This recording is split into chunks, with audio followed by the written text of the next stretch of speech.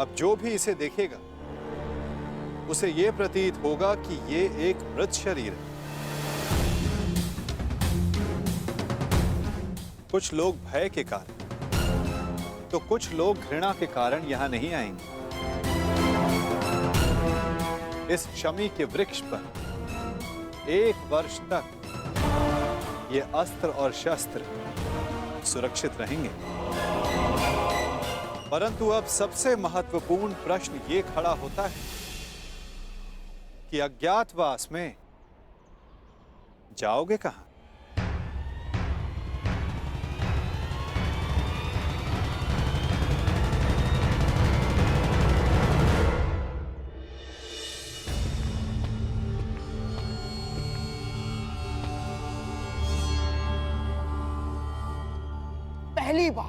पहली बार किसी ने भरी सभा में शकुनी को मूर्ख सिद्ध किया है कर्ण, और इसका मूल्य तुम्हें चुकाना होगा। मैंने वन में भी सत्य कहा था और राज्यसभा में भी। मैं तुम्हें बस मामाजी,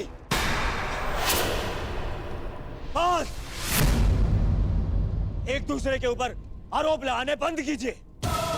तो हो गया तो हो गया। अपने घायल दम पर आरोप का मलहम लगाना बंद कीजिए। और तुम कौन? अपने आप को मेरा सेवक कहते हो ना? तो ठीक है, अब तुम मेरा आदेश मानोगे। जाके ढूंढो उन पांडवों को। केवल 1 वर्ष है मेरे पास, केवल 1 वर्ष।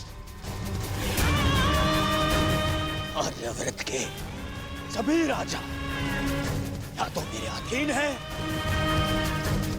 और या मेरे मित्र। तो अब जाओ और ढूंढो इन्हें, गुप्तचर भेजो, जो करना है करो। परंतु मुझे सूचित करो कि पांडव कहां छुपे हैं। बस। जिस आर्यव्रत पर विजय पाने के लिए 12 वर्ष लग गए दुर्योधन, 12 वर्ष, वहां 12 महीनों में पांडवों को कैसे ढूंढ पाओगे तुम? अब हमें ये कार्य शक्ति से नहीं, युक्ति से करना होगा दुर्योधन। लीजिए, ये नई युक्ति आई, अर्थात मामाश्री। अर्थात पांडव किसी भी परिस्थिति में हमारे मित्र राष्ट्रों में नहीं जाएंगे ना। वो वहां जाएंगे जिन्होंने हमारी अधीनता स्वीकार तो कर ली है, परंतु जो मन से पांडवों के पक्ष में है। मन से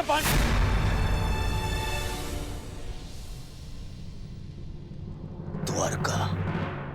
दुर्योधन को लगेगा कि तुम सब द्वारिका में छिपे हो, इसलिए वो अपने गुप्तचर द्वारिका और तुम्हारे मित्र राजाओं के यहां भेजेगा। और यदि वो कहीं असावधान होगा तो केवल उस स्थान पर जहां स्वयं उसके मित्र हैं। क्योंकि मनुष्य अपनी खोई हुई वस्तु कभी अपने ही आंचल में नहीं ढूंढता। मैं समझा नहीं, आपका संकेत क्या है वासुदेव? तुम विराट नगर जाओ युधिष्ठिर। विराट नगर के राजा केवल नाम के राजा हैं और वहां पर शासन रानी सुदेशना के भाई कीचक का चलता है। और कीचक दुर्योधन का सबसे परम मित्र है, इसलिए दुर्योधन कभी सोच ही नहीं पाएगा कि तुम सब वहां छिपे। सूर्य भले ही मेघों में छिपा, परंतु उसका तेज बाहर आ ही जाता है। ठीक उसी प्रकार मनुष्य भी प्रकृति से भिन्न व्यवहार नहीं कर सकता दुर्योधन, ना?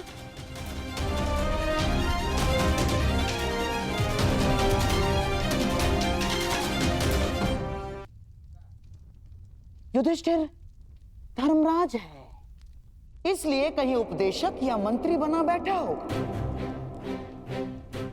इस बार तुम्हें अपनी प्रकृति से भिन्न व्यवहार करना होगा युधिष्ठिर। तुम कंक के नाम से राजा विराट से मिलोगे और तुम वो कार्य करोगे जो तुम जीवन में कभी नहीं करना चाहते। तुम राजा विराट के साथ चौसर खेलो।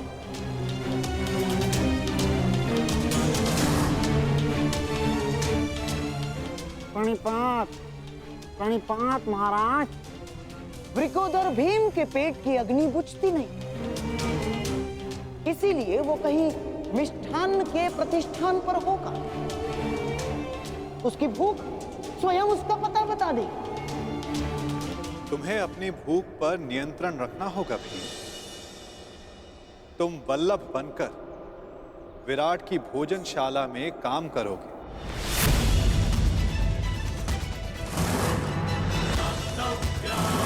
और अपनी भूख पर कड़ा नियंत्रण रखो।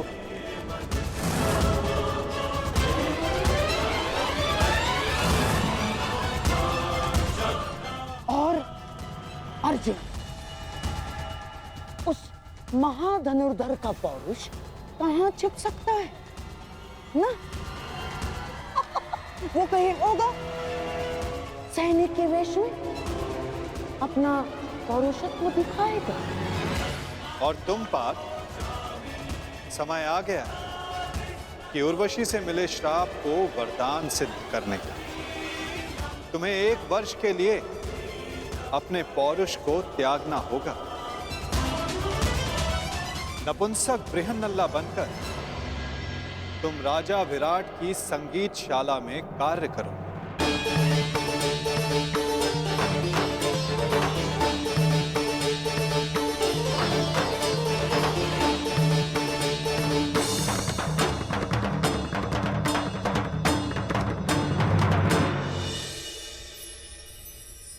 अति उत्तम बृहन्नला। क्या तुम हमारी पुत्री उत्तरा को संगीत और नृत्य की शिक्षा दोगी?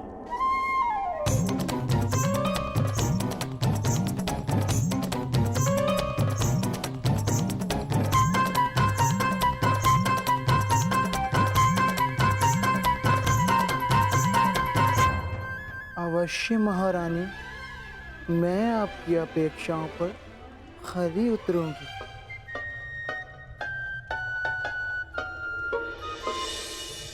नकुल सहदेव बेचारे कोमल सुंदर, उनसे परिश्रम नहीं होगा ना?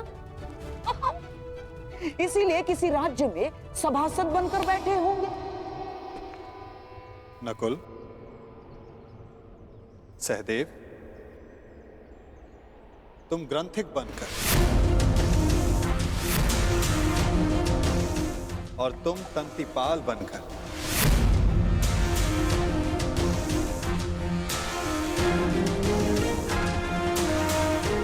विराट नगर की गौशाला और अश्वशाला में कार्य करो।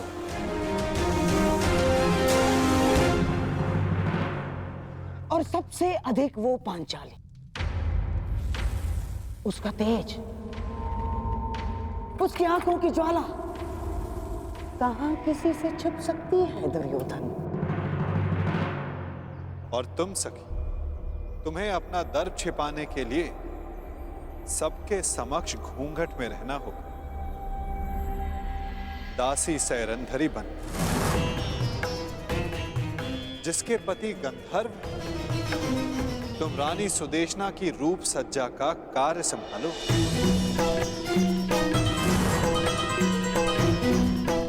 सायरंदरी, ये तो अति उत्तम है कि तुम सदा घूंघट में ही रहोगी, क्योंकि हम नहीं चाहते कि तुम्हारा रूप देखकर विराट राज्य तुम्हारे वश में हो।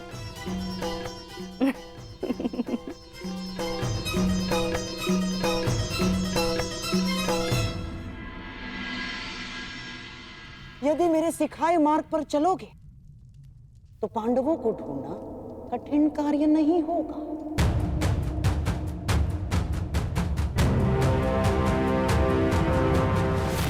भूल कर रहे हो गांधार राज, पांडव पकड़ में नहीं आएंगे, क्योंकि वो वासुदेव के दिखाए मार्ग पर चल रहे हैं।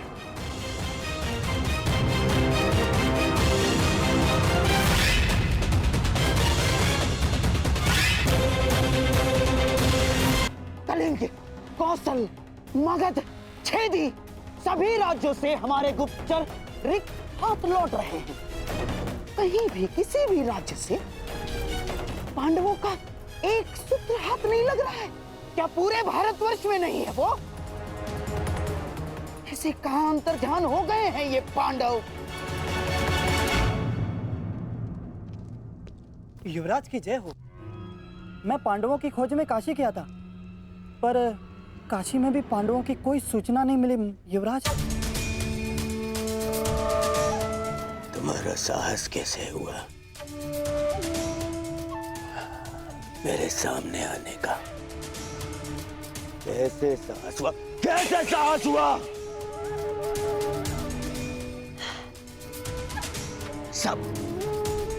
सब मेरी असफलता का संदेश देने क्यों चले आते हैं? क्यों? और तुम्हें तो मैं शिवराज, ये गुप्तचर है, केवल अपना कार्य पूर्ण कर रहा है। इससे मैं शांत हो जाइए शिवराज, शांत हो जाइए। अरे कैसे शांत हो जाऊं? 10 माह बीत चुके हैं। 10 माह बीत चुके हैं अज्ञातवास को। केवल 2 माह शेष हैं। 60 दिन। अब तक उन पांडवों की सूचना नहीं मिली तो आगे क्या मिलेगी? और तुम अब तक यहीं खड़े हो। इससे पहले कि मैं तुम्हारा वध कर दूं, चले जाओ यहां से, जाओ।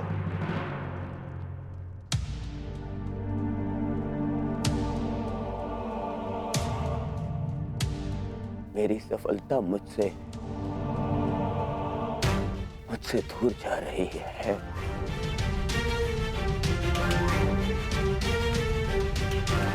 और मेरा मित्र तो मुझसे पहले ही दूर जा चुका है।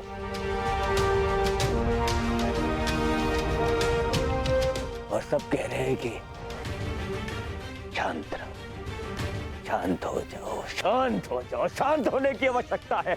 कैसे?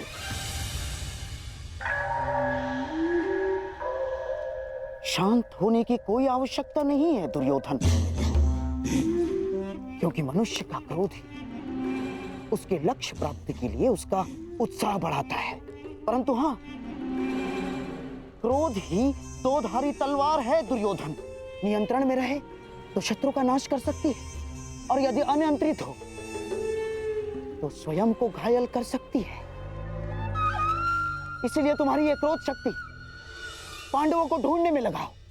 और कहा मामा जी? कहां ढूंढे उन पांडवों को? हर ग्राम, हर नगर ढूंढ लिया।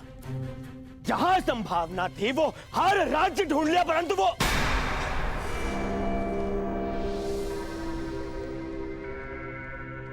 कहीं ऐसा तो नहीं कि हमें जहां ढूंढना चाहिए हमने वहां नहीं ढूंढा। हमारे किसी मित्र राज्य में। हाँ दुर्योधन, हर जगह तो नहीं ढूंढा है हमने पांडवों को।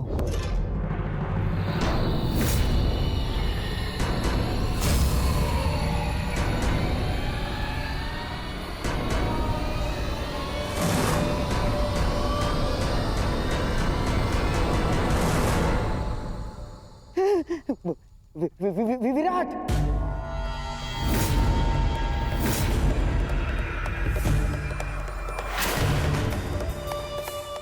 विराट में ढूंढना शेष है। विराट हमारे अधीन है, और विराट का सेनापति कीचक तुम्हारा मित्र। इसीलिए हमने विराट में गुप्तचर भेजे ही नहीं। और अवश्य पांडव यही सोचकर विराट नगर में होंगे कि हम उन्हें वहां ढूंढेंगे ही नहीं।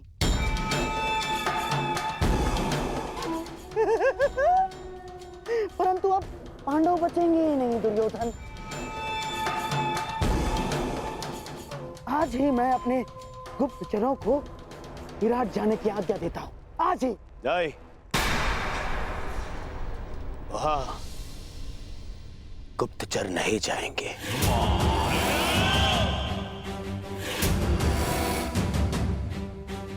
वहां हम स्वयं जाएंगे। और फिर पितामह को बोलने का अवसर भी नहीं मिलेगा, क्योंकि इस बार उन पांडवों का अज्ञातवास टूटने का साक्षी मैं स्वयं रहूंगा।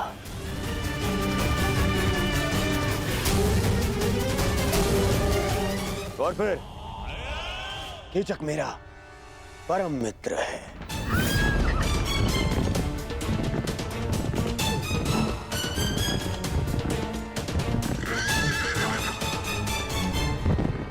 वो अवश्य मेरी सहायता करेगा।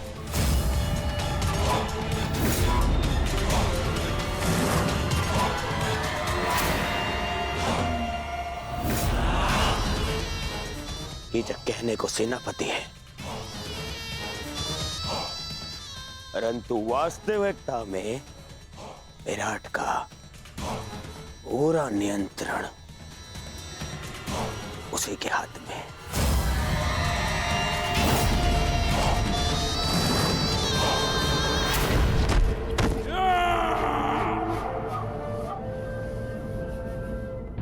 और जब तक वो पांडव नहीं मिल जाते,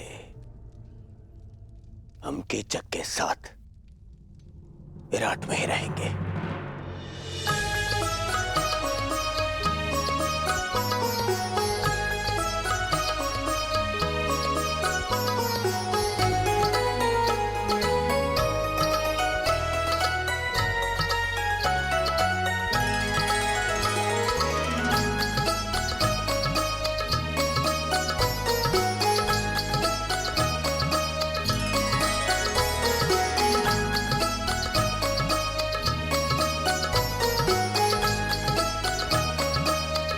नृत्य का अभ्यास हो रहा है भांजी उत्तरा।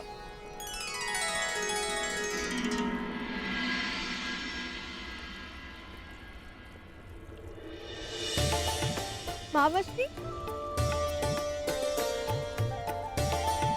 आप मेरे लिए उपहार लाए? अवश्य, अपनी प्रिय भांजी के लिए भला उपहार लाना मैं कैसे भूल सकता हूं।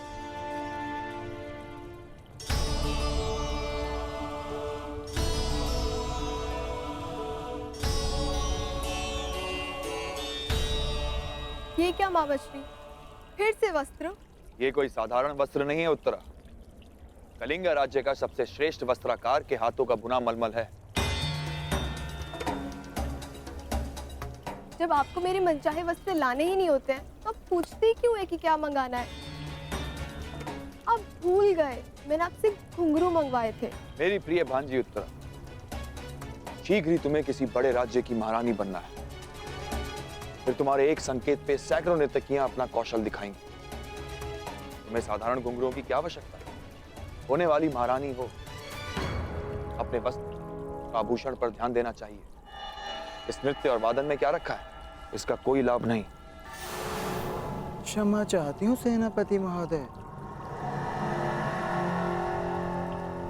परंतु संगीत साधना शस्त्र साधना से कम नहीं होती।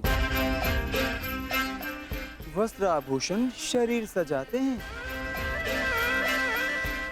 परंतु संगीत मन को संतोष का आभूषण देता है। शस्त्रों से किसी राज्य को तो जीता जा सकता है, परंतु संगीत मन को जीतने का माध्यम है। यदि तुम उत्तरा की शिक्षिका ना होती ब्रेनला, तो मेरे समक्ष मुख खोलने का दंड मृत्यु होता। तुम एक किन्नर हो, तुम्हें क्या भान की राजस्त्रियों का आचरण क्या होना चाहिए और राजपुरुषों का पौरुष क्या मांग रखता है। तुम तो ना पूर्ण पुरुष हो, ना पूर्ण स्त्री। जाओ, अपनी वीणा संभालो।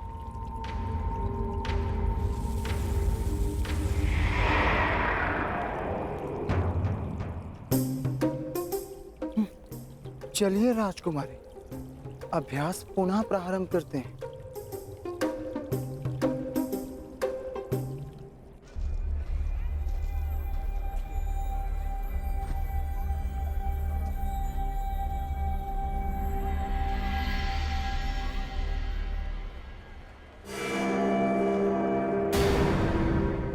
दुर्योधन, कहीं से हमारे यहाँ होने का आह्वान तो नहीं हो गया?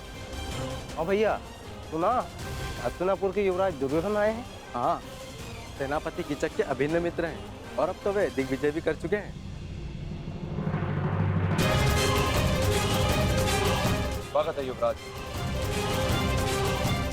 आशा है कि पांडव यहाँ नहीं होंगे।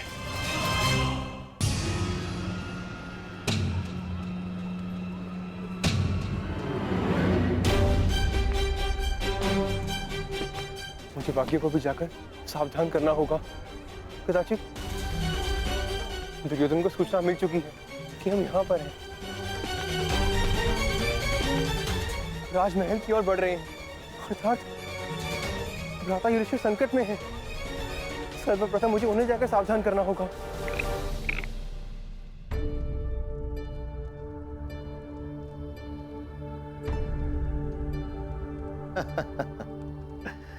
वाह कंक, तुमने तो हमें फिर से हरा दिया। तुम तो द्यूत में बड़े ही प्रवीण हो। इसमें कौन सी बड़ी बात है पिताश्री? द्यूत तो भाग्य का खेल है। नहीं पुत्र उत्तर, कंक केवल द्यूत ही नहीं जानते, कभी इनके साथ समय व्यतीत करोगे तो स्वयं जानोगे। इन्हें नीति और दर्शन का बहुत गहरा ज्ञान है।